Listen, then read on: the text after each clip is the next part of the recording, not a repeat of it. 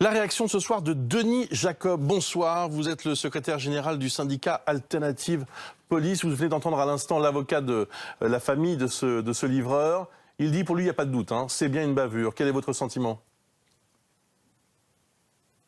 Oui, bonsoir Bruce Toussaint. Écoutez, moi je ne vais pas préjuger du résultat de l'enquête, on n'en est qu'aux prémices et permettez-moi de le dire, mais les avocats de la famille de la victime, et je présente bien évidemment toutes mes condoléances à la famille, mais les avocats de la famille de la victime sont très connus pour stigmatiser à chaque fois le travail des policiers dès qu'une intervention s'est mal passée. Pour aujourd'hui, je ne vais pas dire qu'il n'y a pas eu de faute, mais je ne vais pas dire qu'il y en a eu aussi. Personne ne peut le dire aujourd'hui. On a un rapport d'autopsie qui a été communiqué au parquet de Paris, qui lui-même a fait un communiqué pour donner des résultats partiels d'une autopsie qui fait état effectivement d'une fracture d'un larynx et d'antécédents cardiovasculaires.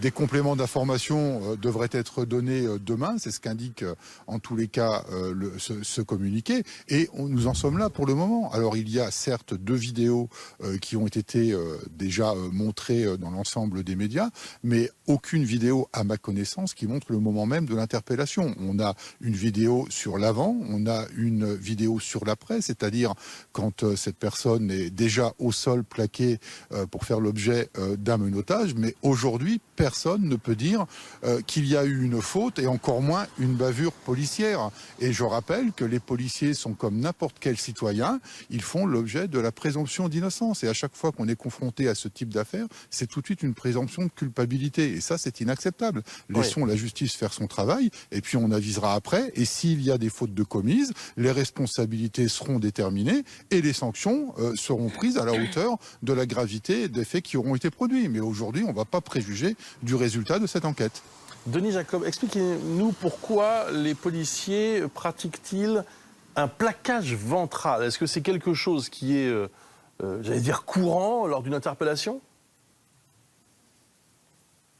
Alors, il faut savoir que la police nationale, comme la police municipale, comme la gendarmerie nationale, sont formés à des gestes techniques de protection et d'intervention qui sont prodigués au moment de la scolarité, c'est-à-dire au moment du recrutement des policiers, et ensuite tout au long de leur formation continue.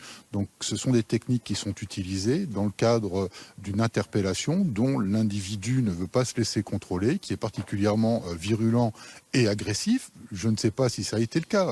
Là aussi, c'est l'enquête qui le déterminera. Mais en tous les cas, ce sont des gestes qui sont utilisés dans ce type de situation. Tout simplement, il n'y a rien de plus, il n'y a pas d'actes illégaux de faire un plaquage, de faire une clé d'étranglement ou d'utiliser un autre geste de technique. Ce sont les gestes qui nous sont appris aujourd'hui dans notre pays. Ce sont les moyens qui sont mis à notre disposition pour travailler dans de bonnes conditions de sécurité. S'il est avéré qu'elles sont inadaptées, il appartiendra au ministère de l'Intérieur d'étudier d'autres solutions. Mais nous n'en sommes pas là aujourd'hui.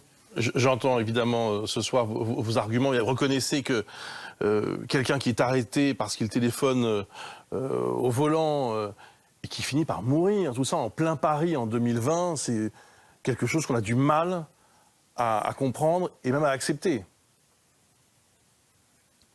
C'est normal qu'il y ait des interrogations et qu'il y ait surtout une grande colère et une tristesse de la famille. Pour autant, je me répète, je suis désolé, mais on ne peut pas dire aujourd'hui, à ce stade de l'enquête, qu'il y a eu une faute commise par les policiers. Et bien évidemment que c'est regrettable d'avoir une personne qui est décédée, mais qui peut souhaiter la mort d'une personne aujourd'hui? Certainement pas mes collègues qui sont particulièrement professionnels.